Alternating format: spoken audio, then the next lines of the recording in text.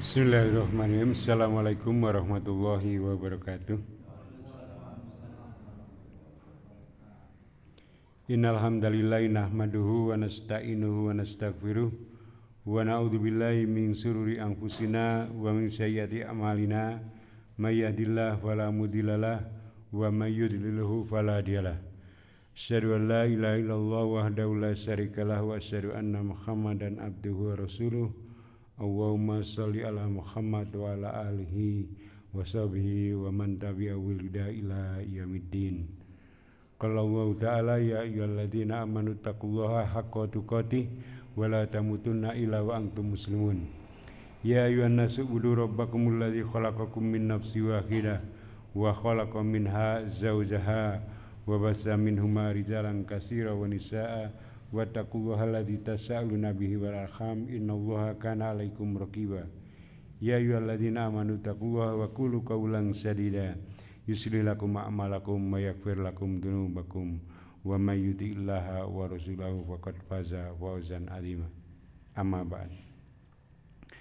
Jamaah kuliah subuh Masjid Al-Manar yang semoga Allah muliakan.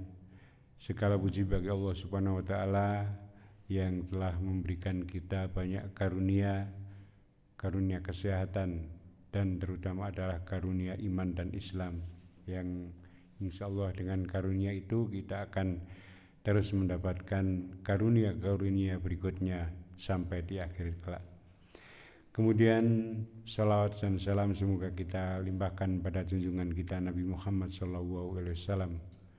Beliau adalah utusan yang terakhir, Nabi terakhir yang kemudian membawa risalah ini dan sampailah pada kita sehingga kita termasuk golongan orang-orang yang insya Allah akan diselamatkan Allah Subhanahu wa taala karena mengikuti syariat beliau.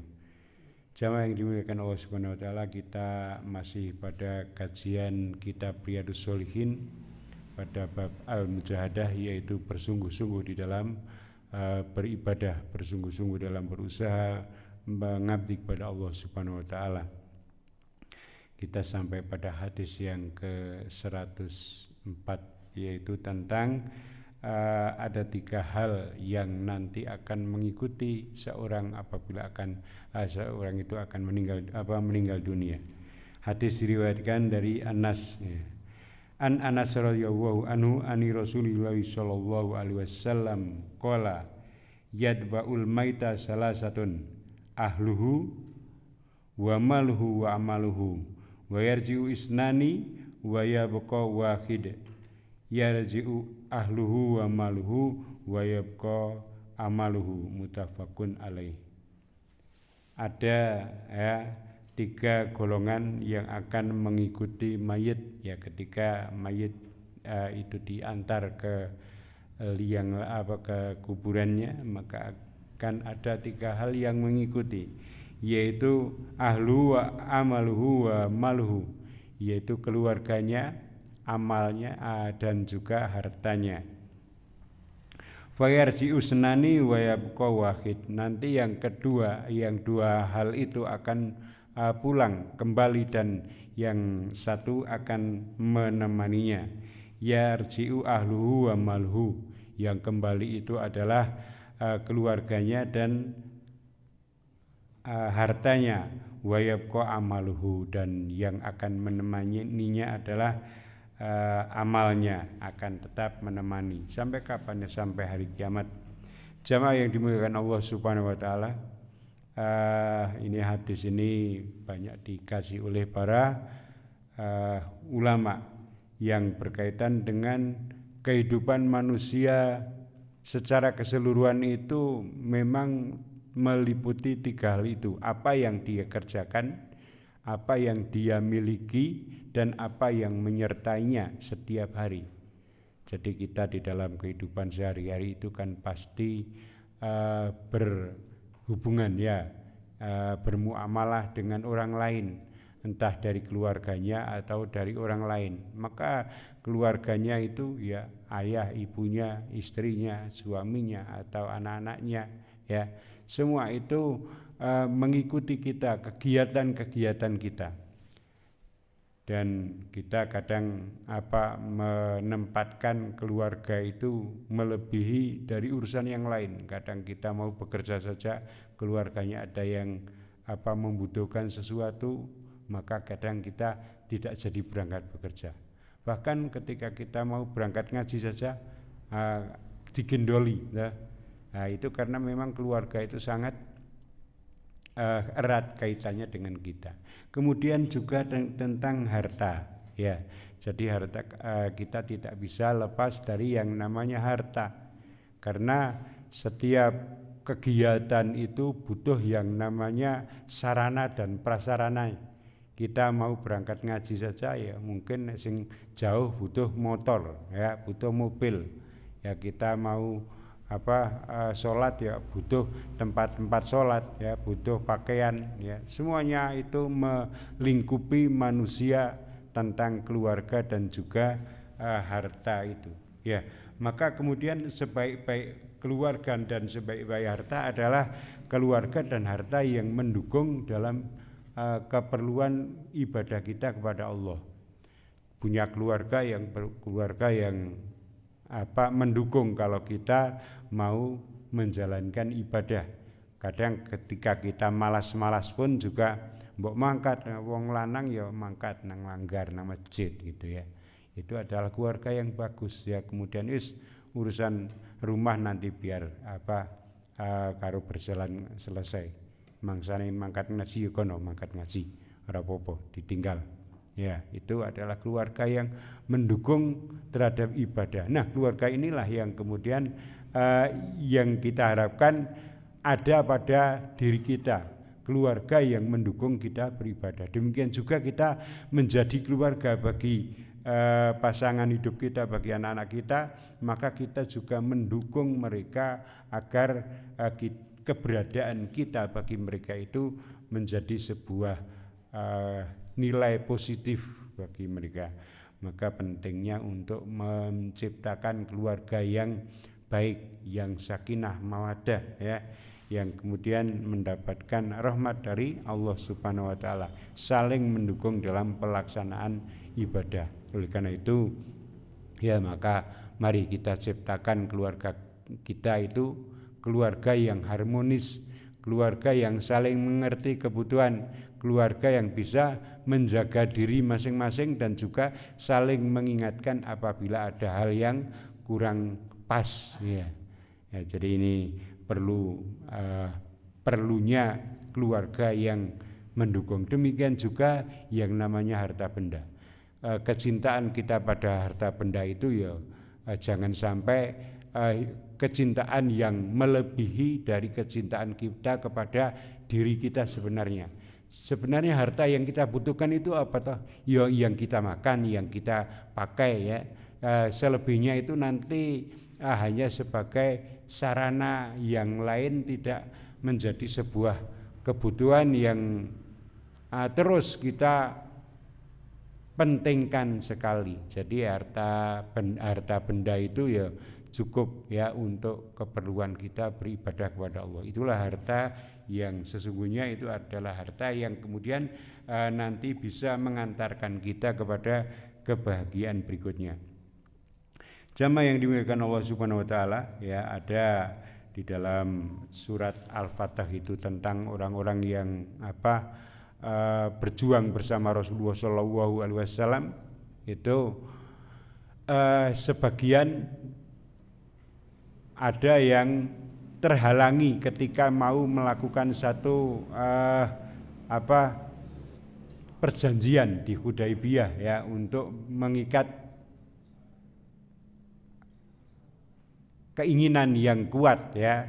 Jadi mereka mengadakan satu perjanjian dengan Rasulullah SAW untuk bersama-sama berjihad, sama-sama berjuang. Tetapi sebagian dari yang lain itu ada yang terhalangi, ya. Mengapa kok tidak datang? Itu karena sagolatna amwaluna wa ahluna fastaghfir lana. Mereka kemudian berkata kepada Allah, harta dan keluarga kami telah merintangi kami untuk berangkat bersama engkau, ya, maka mohonkanlah ampunan kepada kami, ya. Maka itu adalah orang-orang yang kemudian arah mangkat ngaji, arah mangkat ngaji terhalangi oleh keluarga dan oleh benda. Wah piye anak-anakku kayak butuh perhatian ya. Jo aku ra iso mangkat bareng-bareng ngaji sampeang ya. Aku kayak sibuk nyambut gawe sehingga ora iso mangkat ngaji. Nah, ini adalah alasan-alasan yang kemudian mereka akan mencoba mencari-cari sehingga terhalangi dari berbuat baik kepada Allah, ya, beribadah kepada Allah. Padahal ini Imam An-Nawawi memasukkan bab ini al-mujahadah. Itu artinya memang harta dan benda itu menjadi sebuah penghalang ya bagi orang-orang yang tidak bisa menempatkan diri dalam urusan dirinya kepada Allah, maka orang-orang tersebut akan mencari alasan-alasan pembenaran mengapa kok tidak bisa berangkat ngaji ya, mengapa kok tidak bisa berangkat sholat berjamaah atau urusan agama yang lain. Itu karena mereka terhalangi oleh harta dan keluarga itu.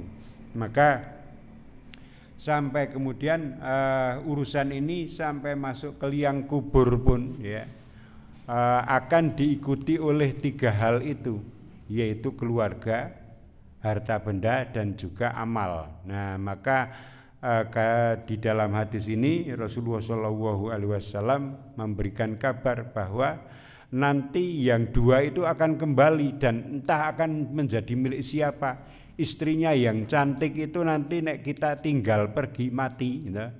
Engkau ya apakah kemudian tetap akan menjanda dan bertemu kembali di akhirat, atau kemudian ono sing nglamar dan lebih ganteng ya menjadi milik orang lain. Nah, demikian juga keluarganya ya.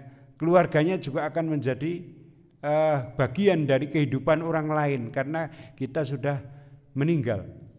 Demikian juga harta benda yang kita miliki awalnya berupa apapun yang namanya kendaraan, rumah ya, perniagaan yang macam-macam, modal seperti apapun itu awalnya kita miliki sebelum kita meninggal, tetapi ketika meninggal itu akan menjadi milik orang lain ya.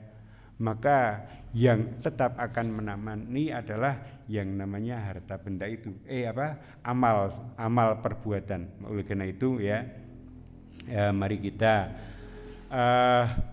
lebih mementingkan tentang nasib kita di akhirat kelak, yaitu dengan cara bersungguh-sungguh beramal. Harta yang kita miliki, maka jadikanlah itu harta yang bermanfaat untuk kehidupan akhirat kita. Maka sebagian dari harta itu ya, selain kita distribusikan kepada hal-hal yang seharusnya menjadi tanggung jawab kita, ayo kita infakkan. Nah, harta yang kita infakkan itulah yang menjadi harta milik kita sesungguhnya. Harta bisa menemani kita ketika harta itu kita gunakan untuk keperluan kita. Maka pada hadis yang lain ya, idza matal insanu in qata'a amaluhu illa min salasin shadaqatin jariyatin au ilmin yuntafa bihi aw waladin sholihin yad'ulahu ya. Maka apabila seorang itu meninggal dunia, maka akan putus segala amal usahanya.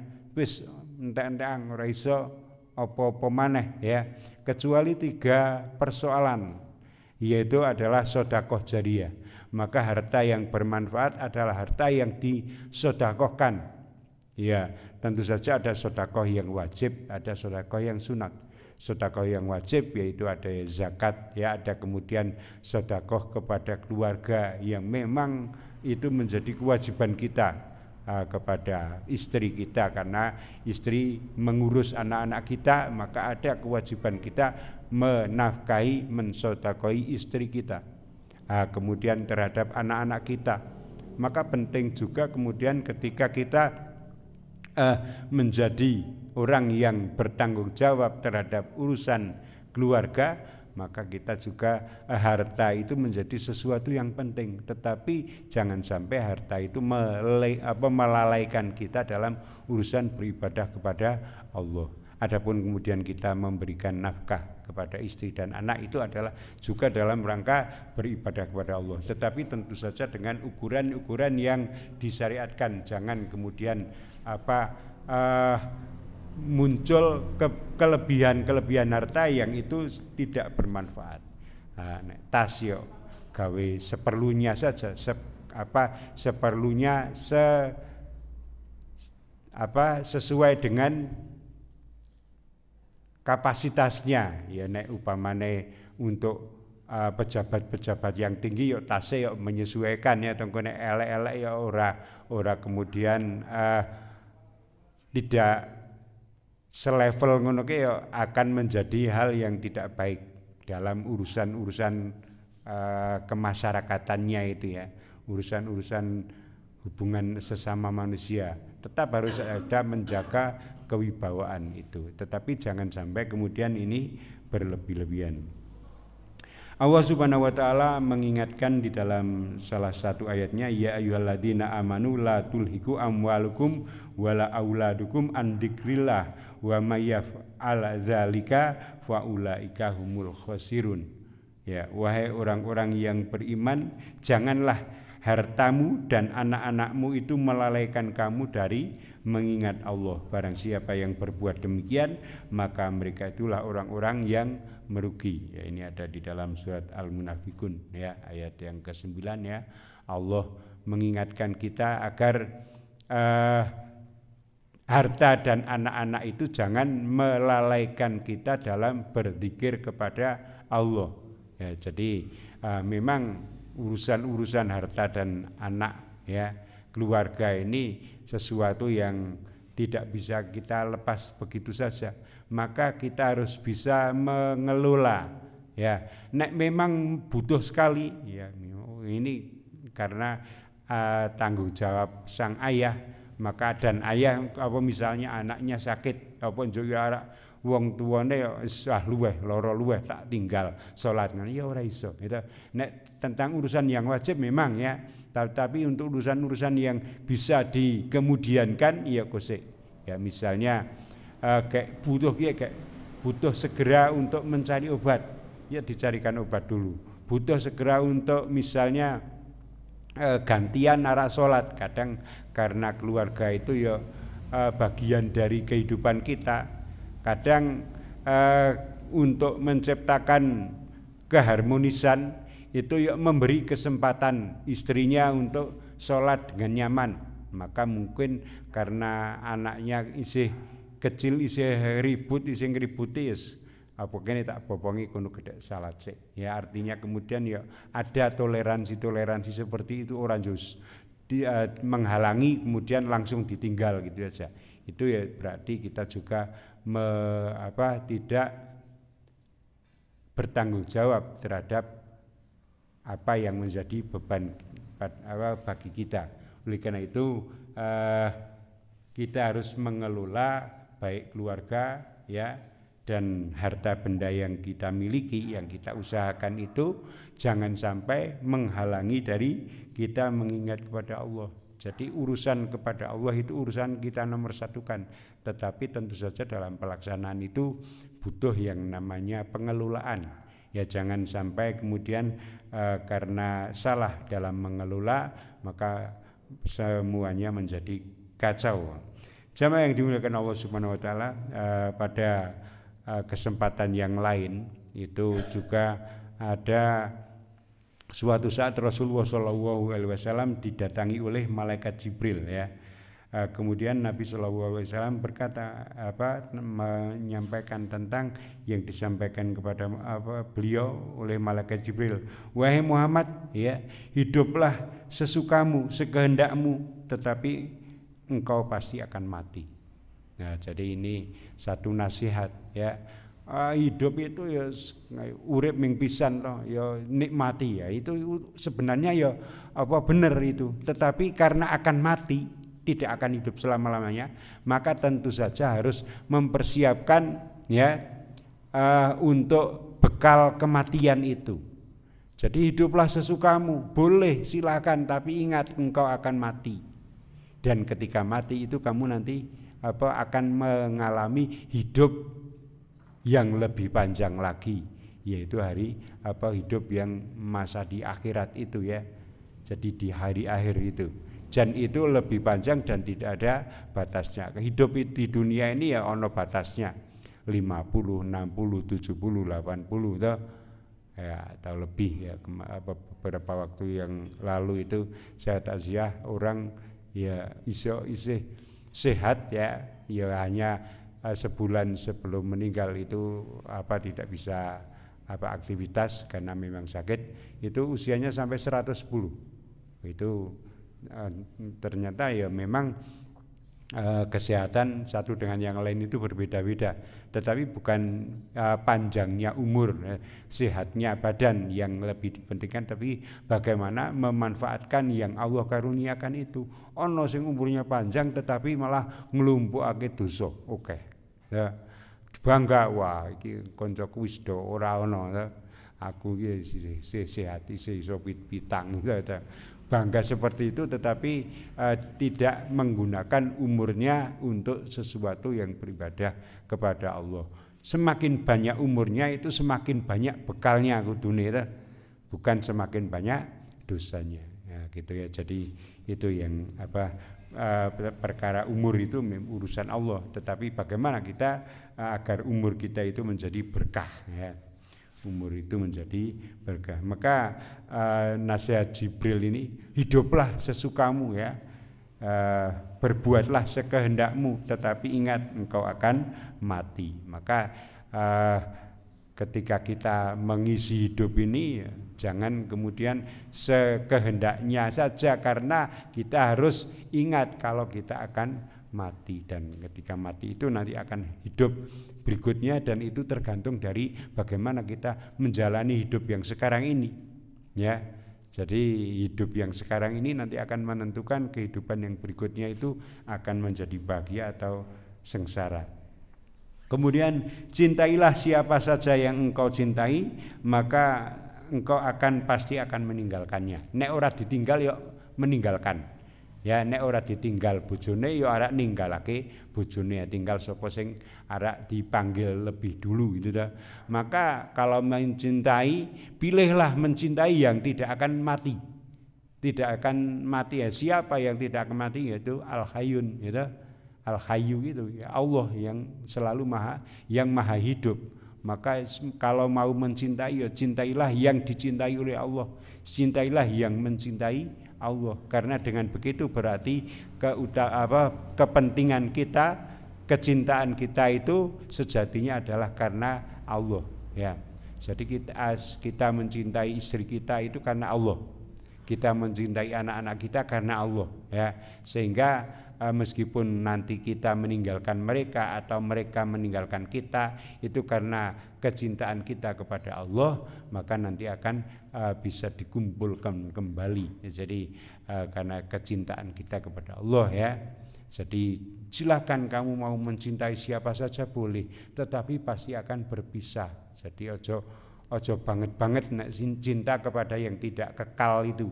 Ya maka pilihlah mencintai yang kekal, yang tidak akan mati, yaitu pilihlah mencintai Allah ya. Kemudian nasihat Jibril berikutnya, dan berbuat apa sajalah yang engkau maui, yang engkau kehendaki, dan engkau akan mendapatkan balasan ya. Jadi silahkan berbuat apapun boleh, orang mah mikir sing halal sing haram oleh, tapi nanti akan ada balasannya. Nek arak berbuat yang baik yuk dapat kebaikan balasannya, nek arak berbuat jelek akan dapat kebalasan kejelekan pula. Maka silakan kalian milih. Jadi ini adalah nasihat yang longgar. Silakan ya, kamu itu mau berbuat apa saja, tetapi ingat bahwa setiap perbuatan itu akan ada balasannya. Jadi ini tentang amal perbuatan itu seperti itu. bab harta benda silakan dikumpulkan, nanti pun itu akan juga dipertanggungjawabkan. Untuk apa kamu mengumpulkan sebanyak itu, ya? Kamu gunakan untuk apa harta yang sebanyak itu, ya? Keluarga yang sebanyak itu kamu golek bolos akeh-akeh kemudian mendukung terhadap ketakwaan kamu, ibadah kamu atau tidak. Tiwas golek bolo akeh tetapi malah bareng-bareng kok mendapatkan kemurkaan Allah, maka tidak akan ada gunanya bolo yang akeh itu, keluarga yang banyak. Maka keluarga yang banyak itu akan tetap menjadi manfaat ketika saling mendukung untuk beribadah kepada Allah. Jamaah yang dimuliakan Allah, maka tentu kita berharap agar kita bisa menggunakan harta dan keluarga kita itu mengantar pada ketaatan kita kepada Allah, kemudian kita bisa mendapatkan manfaat darinya serta nanti bisa memberikan kemudahan kita di urusan kelak. Ingat bahwa nanti akan ada suatu hari di mana tidak akan ada manfaat harta yang banyak, enggak ada manfaatnya, ya. Keluarga yang banyak juga tidak ada manfaatnya, kecuali orang-orang yang menghadap kepada Allah dengan kebaikan, dengan hati yang bersih. Hartanya harta yang bersih, ya. Keluarganya juga keluarga yang mendukung, ya. Allah berfirman di dalam salah satu ayatnya, yauma la yanfa'u malun wala banuna illa man atallahu biqalbin salim. Ingatlah, ya, takutlah kalian pada hari, ya, di mana hari itu harta dan anak-anak tidak akan berguna kecuali orang-orang yang menghadap kepada Allah, dengan hati yang bersih. Oleh karena itu kita cenderung hati kita itu dibiasakan berprasangka baik pada orang, ya. Kadang memang yang namanya setan itu sok mengganggu. Kesempatan apapun itu sok digunakan oleh setan untuk apa? Ya untuk mengganggu agar muncul perasaan-perasaan yang tidak baik. Wah, kok orang makan ngaji kayak, wah mesti kayak opo-opo. Kok orang makan ngaji kayak oke. Sehingga itu muncul, padahal ya belum tentu apa yang kita sangkakan itu benar atau tidak.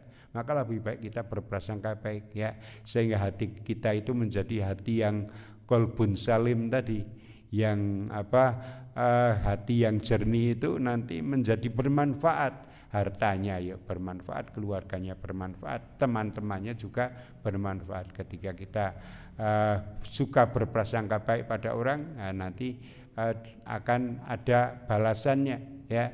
Jadi wah nek wong kae ora tahu curiganan, sehingga ya orang menganggap kita pun juga demikian pula, ya, tidak kemudian saling ada perasaan yang tidak baik, karena memang kenyataan hati kita itu menjadi hati yang bersih, ya, qalbun salim tadi. Jamaah yang dimuliakan Allah Subhanahu wa taala, maka Allah sangat mengharapkan agar kita itu nanti apa-apa yang diberikan Allah Subhanahu wa taala pada kita itu bermanfaat untuk kita, ya. Jamaah yang dimuliakan Allah, satu ayat lagi, walaqad ji'tumuna furoda kama khalaqnakum awwala marrah wa taraktum ma khawwalanakum wara'a zuhurikum. Dan sesungguhnya kamu nanti datang kepada kami sendiri-sendiri sebagaimana kami ciptakan mulanya kamu itu diciptakan juga sendiri, dan kamu tinggalkan di belakangmu di dunia apa yang telah kamu karuniakan kepadamu. Nah, ini menegaskan kembali apa yang telah saya sampaikan di awal tadi, bahwa nanti akan kita tinggalkan apa-apa yang sudah dikaruniakan Allah kepada kita itu, entah keluarga yang sangat baik pada kita, yang sangat kita cintai, tetapi nanti akan ditinggalkan, ya. harta yang sebanyak apapun kita kumpulkan itu pun juga nanti akan ditinggalkan dan nanti akan kembali kepada Allah sendiri-sendiri, orang nggawa kancane, orang nggawa keluargane, ya. Jadi kita nanti akan kembali pada Allah itu dengan urusan kita masing-masing. Ya, sebagaimana kita dulu lahir juga sendiri-sendiri, maka nanti kita juga akan pulang sendiri-sendiri, tidak bersama dengan orang lain. Jadi pada hadis tadi ada ketika seorang itu meninggal dunia, maka yang dua itu nanti akan pulang, ya, dan kita akan menghadapi kembali, ya, kepada Allah sendiri. Nah, ketika kita sendiri itu teman kita adalah amal-amal kita itu, amal yang kita lakukan, maka harta yang kita miliki itu jangan banyak-banyak disimpan, ya, segera didistribusikan kepada yang halal-halal, ya. Sebagian lagi kita infakkan, ya, karena yang kita infakin inilah yang sebenarnya menjadi milik kita yang akan abadi. Kemudian juga keluarga kita, maka mari ya kita saling mendidik keluarga kita, komunikasi yang lancar, ya, jangan sampai ada saling kecurigaan, ya, terhadap kita, terhadap teman kita. Kalau ada orang yang mengingatkan berarti itu adalah orang yang sebenarnya mengharapkan kebaikan. Jangan anggap kita itu, hati kita itu biasakan berprasangka yang baik. Kalau ada orang yang mengingatkan berarti sakjane tresno dengan kita itu, mengharapkan ada kebaikan pada kita. Jangan sebaliknya sampai yang ngurusi urusannya uang, ya tidak seperti itu, karena memang kita satu dengan yang lain itu adalah keluarga, maka kalau ada kesempatan mengingatkan, saling mengingatkan, ya. Jadi penting bagi kita untuk mengelola hati kita itu, biasakan hati kita itu berprasangka baik pada orang. Kalau ada orang mengingatkan, yuk kita terima itu adalah sebuah peringatan, karena memang kewajiban kita mengingatkan satu dengan yang lain. Jangan sampai kemudian tidak ada saling mengingatkan. Kalau tidak ada saling mengingatkan, maka yang nanti hidup individual itu bukan ciri orang yang beragama, ya, bukan ciri orang yang beriman, ya. Orang yang beriman tentu saja saling mengingatkan dan saling mencegah akan terjadinya kejadian-kejadian yang nanti bisa membawa kepada hal yang tidak baik. Ini yang bisa kita sampaikan pada kesempatan pagi hari ini. Kurang lebihnya mohon maaf, kita akhiri. Subhanakallahumma wa bihamdika asyhadu an la ilaha illa anta astaghfiruka wa atubu ilaik. Wassalamualaikum warahmatullahi wabarakatuh.